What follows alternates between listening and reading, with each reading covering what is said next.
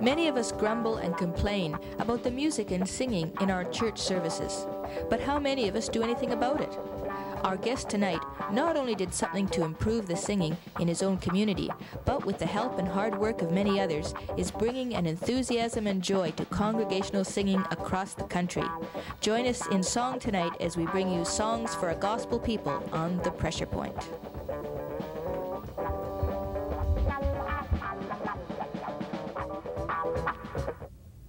Good evening. Welcome to Pressure Point. I'm your host, Barbara Anderson, and tonight our very special guest is Gerald Hobbs, a professor at the Vancouver School of Theology. Welcome to the Pressure Point, Gerald. Thank you, Barbara. Now, Songs for a Gospel People is the title of our show, and it's also the name of a new hymn book supplement that you have edited. And we for the United Church of Canada, I should say, and we have a hymn book, this red hymn book here, that I remember coming into the pews, so I must be getting old now, but it's been in quite a while. 1971, actually, Barbara, yes.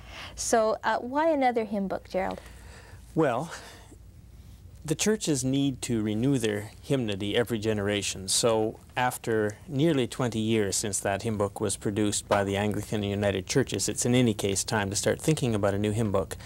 But I had a particular concern in this case. I teach church history at a theological school, but I've played piano and organ in the church all my life, and of course I sit in the pews like anyone else, and I've been more and more concerned in recent years that congregational singing, which has always been at the very, very center of what especially Protestant worship was all about, has been getting more and more feeble.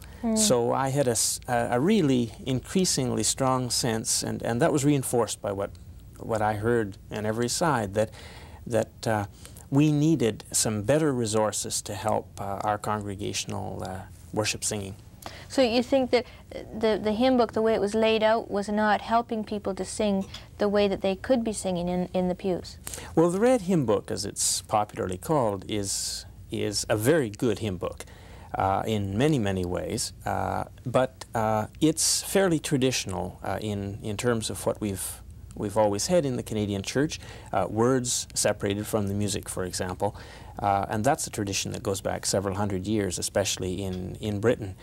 But there's a lot of evidence that, for example, the American style of putting the words in between the lines of music increases congregational singing, and so that's one of the new directions that we thought we should go in preparing a new book. So that's one of the changes you've made. What about the vision behind this new hymn book supplement? Can you tell us something about that? It was certainly a vision that came from you. Others became involved, saw the spark that you had and the creativity, and started working together on that. But there was a vision behind it, and maybe you could tell us about that. Yes, I think that the particular vision that motivated a group of us to get involved in this project is probably best traced back 3.5 years now to that wonderful yellow and white tent that we had out on the UBC campus at the World Council of Churches Assembly. That's right. And I think that those thousands of us who had the opportunity to sit in that tent and to experience the worship music there caught a vision of something new and more exciting than what the worship music generally was in our churches. A vision of a church music that would be much more ecumenical. Now, of course, it's true that our hymn books draw from all church traditions, but I mean ecumenical also in the sense of drawing its hymnody from all parts of the world and not just from Europe and North America, where traditionally our Protestant hymnody has come from. A vision of a hymnody that would be much more pluralist, that would recognize the fact that in the church today we are not all people who think alike, who have the same musical tastes, who have the same communities. We're in the Christian churches today a community of communities, and our hymnody needs to reflect that much wider vision. We need to get away from a kind of cultural elitism that dominated too much in our hymn books in the past. I agree with you on that very much. Yeah, I think that Of course, there are better hymns, and there are hymns that are, and songs that are not so suitable for use in worship. Nonetheless, I believe very strongly that's part of the vision that came out of that World Council worship experience, that we need to be very careful about saying that such and such is not a good hymn because it's popular, because it's in a it's more readily accompanied on guitar and with drums instead of with the piano and organ. Now, I happen to be a pianist and an organist, and I think they're wonderful instruments, but I simply happen to believe also that there's no musical instrument that it is not appropriate to use in the worship of God. So some of us, although some churches would say that if you don't have an organ, you don't sing to God. Well, the holy organ, as some people call it. And I mean, I love the organ, but that's certainly not the only way to praise God. What about some of the other vision behind in terms of the lyrics or the language used in the hymnody or the new hymn book supplement that you have brought out? Yes, that was part of a particular sense of need as well. I was mentioning at the beginning that I had a strong sense that we needed better resources. We're also in our churches today struggling with the whole question of what it means to be faithful in the area of the language we use in our songs, and that gets grouped around an expression we call inclusive language. And when we say inclusive language today, most people mean by that the whole question of using terms that are basically male-defined terms, such as man when we mean people, brother when we mean sisters and brothers, and so on. This, of course, also spills over into the way we speak about God, which very, very often tends to be in terms that are exclusively defined by their male relatedness. When we talk about God, for example, we say he, we would never say she. Just to take one illustration. Yeah. Well, some of us would. I think it would be true to say that in most of our churches you wouldn't hear God referred to as she. Probably very true.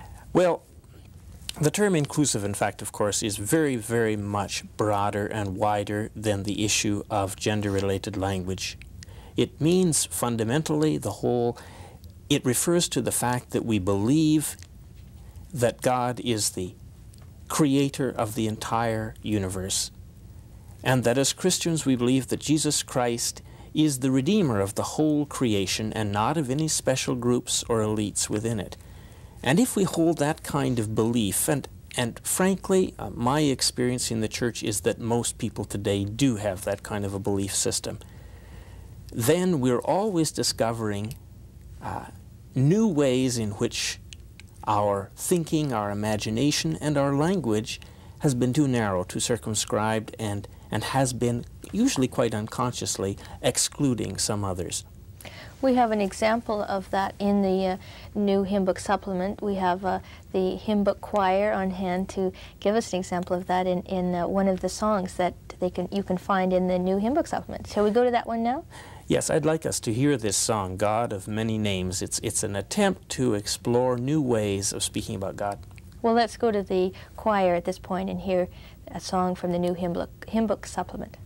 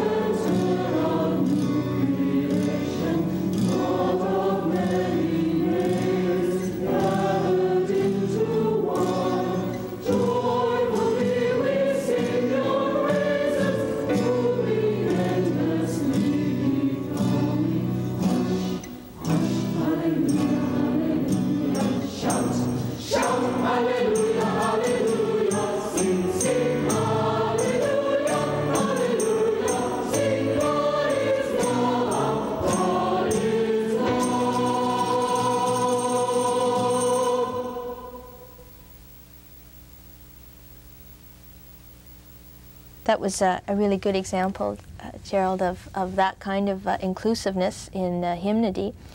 Is there anything else in terms of inclusiveness? You mentioned earlier, before we started the program, about children. And I remember in the hymn book, before the Red Book, in the back, the old blue hymn book, the old yes. blue hymn book, yes. The children's hymns at the very back. And some of them, I'm afraid to say, were quite dreadful. I didn't like singing them as a child. The adults didn't like singing them too much either.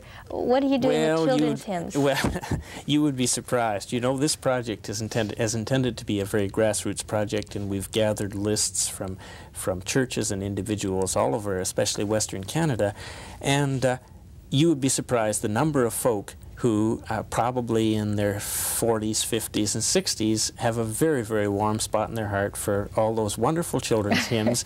And I must have gotten scores and scores of requests for old children's hymns. And I still, when I do workshops, have people come up to me and say, are we going to have some of the good children's hymns?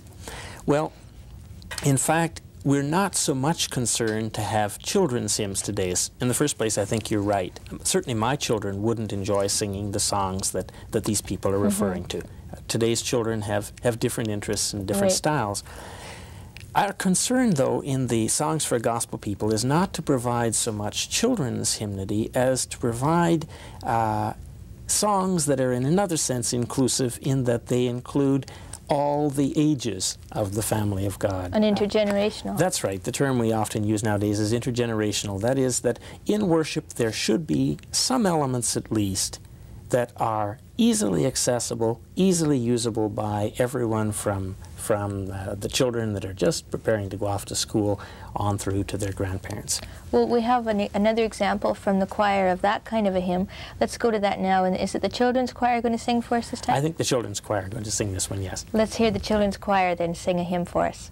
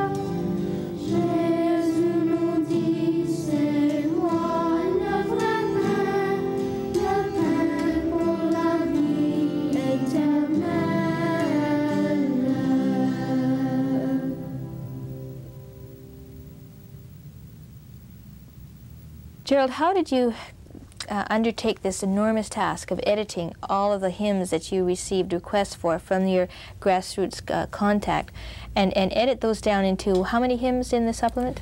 There will be 134. 134. It must have been an immense task choosing just 134 out of, you must have had thousands.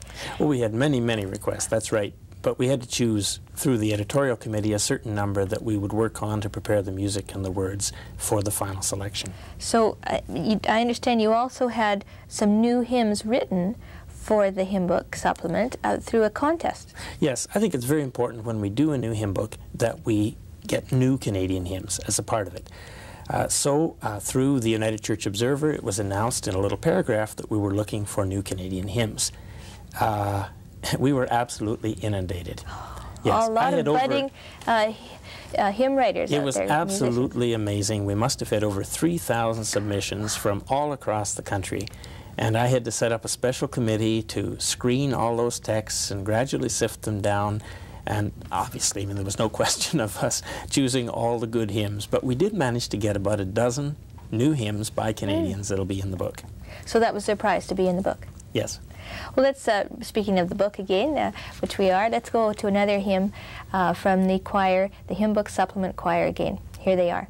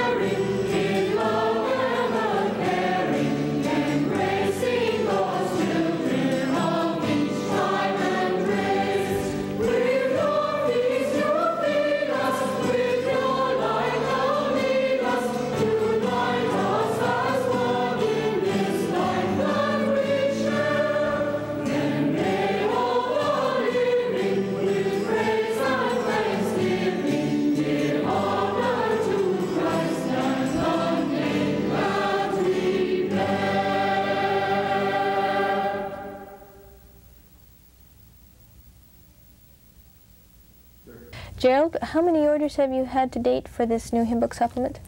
I haven't heard the final figures, but we are going to an initial press run here in about a week's time of 150,000.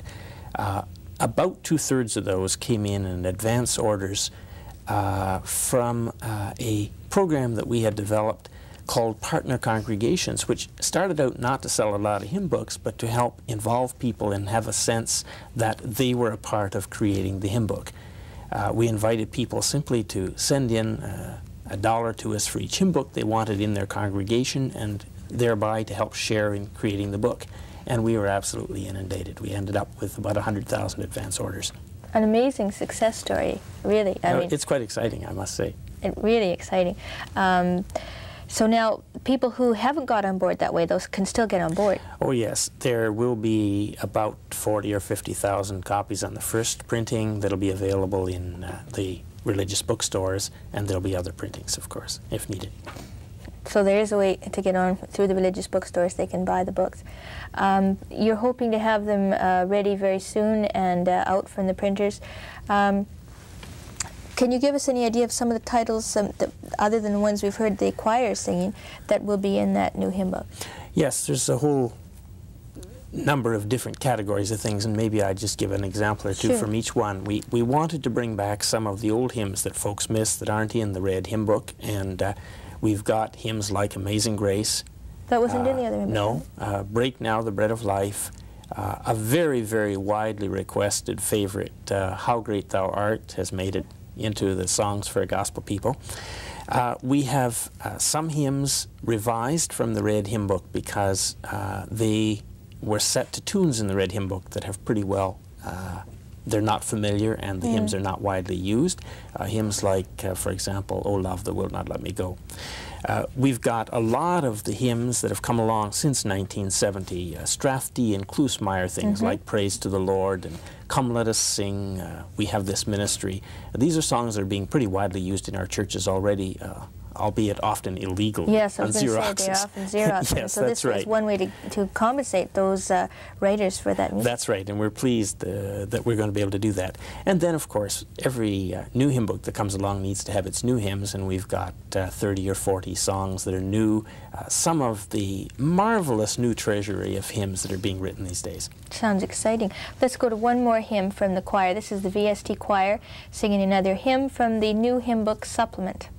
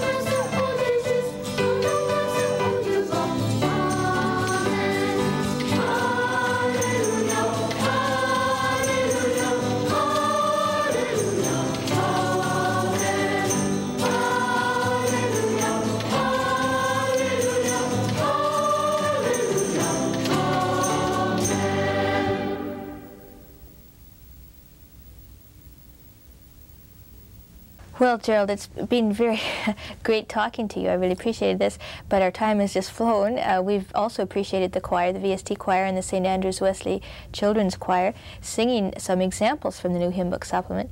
And is there anything else you just want to tell us before we go about the new hymn book supplement in terms of how congregations can get to use it? Yes, we are producing a series of tapes. In fact, the choir selections that we've heard tonight are part of that process, because we see the production of the Songs for Gospel People as only the midpoint in a process of helping congregations improve their congregational singing, and also through using a resource that is edited to use inclusive language to make that step in growth in our language that we use in worship. Sounds exciting, and I'm sure that many congregations who get the new hymn book supplement will be really pleased to find their singing much improved and the kinds of hymns that they're singing much improved. Well, I hope so. Good. Thanks, Barbara. Thanks for being with us, Gerald. Our thanks also to the VST Choir and the St. Andrews-Wesley Children's Choir, and to you for joining us this week on The Pressure Point. Good evening, and God bless. Bye.